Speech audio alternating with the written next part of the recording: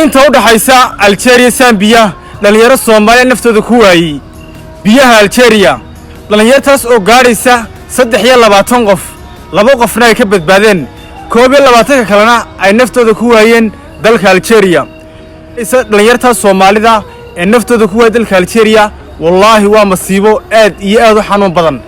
inta dhimataa loo naxariisto ilaahay janna firdawsa ha ka waraabiyo dhalinyarada dhimato waa kuwa suuradoodii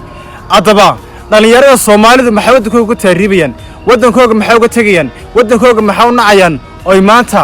badaas ay u marayaan ay geeri ka dooranayaan qurbaha ama geeri labada mid Afrika adaba Soomaalidu maxay ku naceen dadka Soomaalidu maxay ku naceen wadankooda